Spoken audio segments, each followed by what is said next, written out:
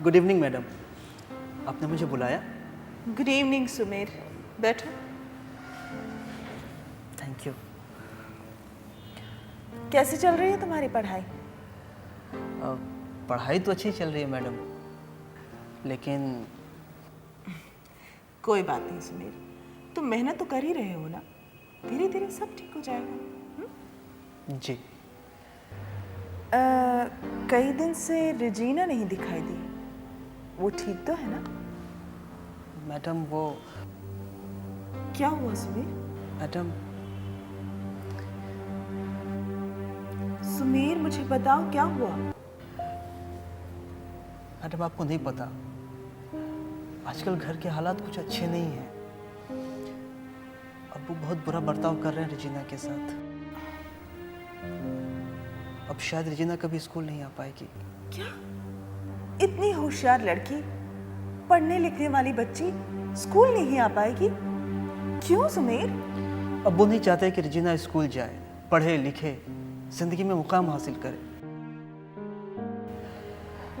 इसलिए उन्होंने स्कूल आने से मना कर दिया है, बल्कि घर से निकलने से मना कर दिया है। सारा सारा दिन वो कमरे में पड़ी रहती है, रोती रहती है। ये तो जुल्म है। उस बेचारी नन्ही सी जान पे इतना कुछ बीत रही है, क्यों कर रहे हैं वो ऐसा उसके साथ? अब्बू लड़कियों की पढ़ाई के खिलाफ है, वो नहीं चाहते कि रेजीना पढ़े।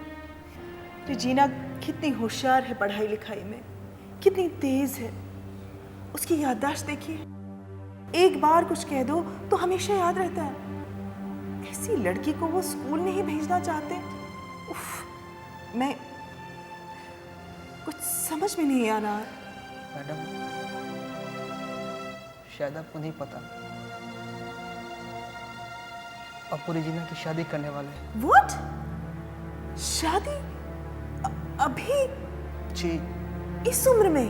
अरे सुमेर, अभी रेजीना की उम्र क्या है?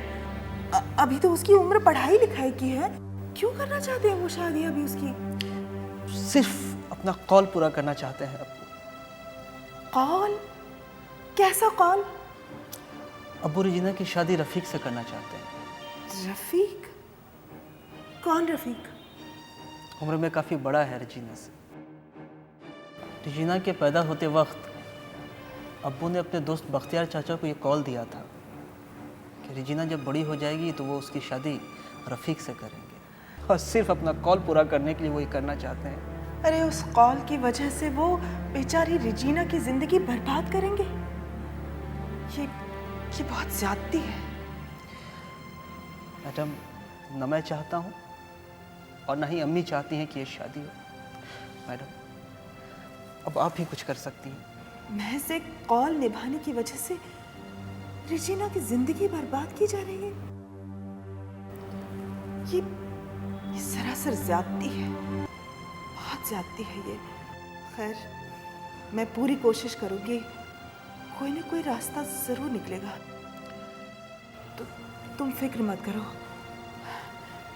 मैं देखती हूँ मैं क्या कर सकती हूँ। तुम बस रेजीना का ध्यान रखना। तुम जाओ अब। और हाँ, रेजीना से जरूर कह देना कि मैडम ताहिरा उससे मिलने जरूर आएगी। कुछ भी हो, मैं उसके साथ हमेशा हूं, उससे कह देना। अब सारी उम्मीदें आपसे हैं मैडम। कोई बात नहीं, डरने की कोई बात नहीं, सब ठीक हो जाएगा।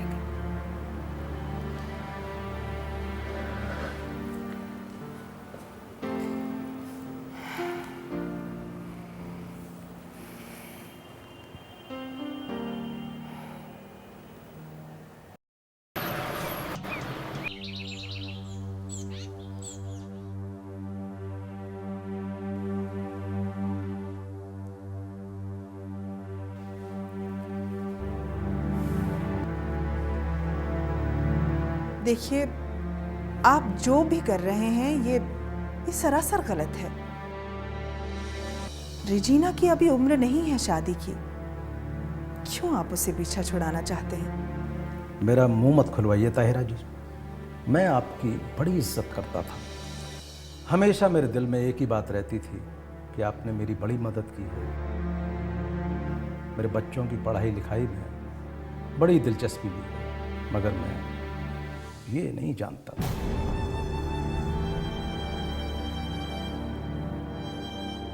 क्या नहीं जानते थे आप? ऐसा क्या कर दिया मैंने जो आप नहीं जानते थे? धोखा दिया है आपने, फरेब किया है मेरे साथ, मेरी पीठ में खंजर घोंपा है आपने, मेरी इज्जत की धज्जियां उड़ा दिया, मेरी इज्जत तार तार कर दी, दागदार कर दिया मुझे। आपकी इज्जत पर दाग लगा दिया? आप कहना क्या चाहते हैं? साफ साफ कहिए। देखिए ताहिरा जी, बेगम आप खामोश रहिए, मैं बताता हूं इन्हें। ताहिरा जी, आप इतनी भोली क्यों? मैंने आपके कहने में आकर अपनी बच्ची को आपके हवाले कर दिया और वो आपकी सरपरस्ती में पढ़ाई के साथ साथ आपके भाई के साथ घूमती रही। क्या? पूरी दुनिया को समझाने चली है ना आप? अपने भाई को समझाया होता। कहीं ऐसा तो नहीं वो ये सब बदतमीजियां आपकी शय पर कर रहा है? देखिए, ये सरासर इल्जाम है मुझ पर और मेरे भाई पर भी। इल्जाम? रफीक ने अपनी आंखों से देखा है, सारे बाजार मेरी इज्जत के धज्जियां उड़ते हुए, हंस हंस के बातें करते हुए, और आप कहती हैं इल्जाम? बस बस, शर्म मुझे नहीं आपको आनी चाहिए। रिजीना ने किसी लड़के के साथ हंसकर बातें कर ली तो आपकी इज्जत पर दाग लग गया? क्या समझते हैं आप लोग? हाँ, एक लड़की अपनी मर्जी से हंसकर दो बातें भी नहीं कर सकती। अगर वो बिना तालीम हासिल किए इस घर की चार दीवारी में बैठी रहे तो आपकी इज्जत बढ़ती है ना? उस वक्त आपकी इज्जत कहां चली जाती है जब एक लड़की पैदा होती है और आप उसे कोसना शुरू कर देते हैं, जैसे उस बेचारी ने पैदा होकर कोई गुनाह ही कर लिया हो। देखिए, एक बात मेरी देखिए क्या क्या? देखिए, आपका बेटा एक अरसे तक स्कूल नहीं आया, स्कूल से भागकर न जाने कहां कहां किस किस के साथ घूमता फिरता रहा। आपके साथ भी तो बदतमीजियां की, लड़कों से लड़ता फिरता रहा। फिर भी उसे पढ़ाने के लिए, उसे तालीम दिलाने के लिए आप कुछ भी करने को तैयार थे। जानते हैं क्यों? क्योंकि वो एक लड़का है। लड़के तो अल्लाह से लाइसेंस लेकर आते हैं ना, कुछ भी करो, अच्छा बुरा, आपके वालिदैन की इज्जत को कोई खतरा नहीं, है ना? लेकिन एक लड़की, एक कमबख्त लड़की जात अगर आंख उठाकर आसमान की तरफ भी देखती है तो आप लोग उसे बेशरम, बेहया, न जाने क्या क्या कहते हैं, कि वो एक लड़की है। एक बात बताऊं आपको, हैरानी होगी आपको, आपका ये बेटा जो आज सही रास्ते पर चल पड़ा है ना, सिर्फ और सिर्फ आपकी इसी बेटी की वजह से। ये मेरे घर का मामला है, मैं जो चाहूंगा वो करूंगा, और आप देखना, इसकी बहुत जल्दी शादी करूंगा, बहुत जल्दी। बहुत हैरानी होती है मुझे, बहुत हैरानी। कैसे आप अपनी ही औलाद के दुश्मन बन सकते हैं? कैसे? आपको मालूम नहीं कि यह कानूनन जुर्म है? अगर आप कम उम्र में उसकी शादी करेंगे तो उसे कई जिस्मानी मुश्किलात पेश आएंगी आगे। एक बार सोचिए, एक बार अपने इस झूठे अहम को अलग करके देखिए, फिर देखिए। मुझे एक बात बताइए, अगर रिजीना तालीम हासिल करती है, कुछ बन जाती है, तो आपकी इज्जत घटेगी या बढ़ेगी? क्यों आप कम उम्र में उसकी शादी करके उसे बेड़ियां पहनाना चाहते हैं? ये कानून के खिलाफ है। नहीं, मैं आपको कानून की धमकी वमकी नहीं दे रही हूँ, उसका फायदा भी नहीं, क्योंकि रोशन तो अंदर से होना है। जब तक इंसान की रूह नहीं जागे, ये सारी बातें बेमानी बेकार हो जाती हैं।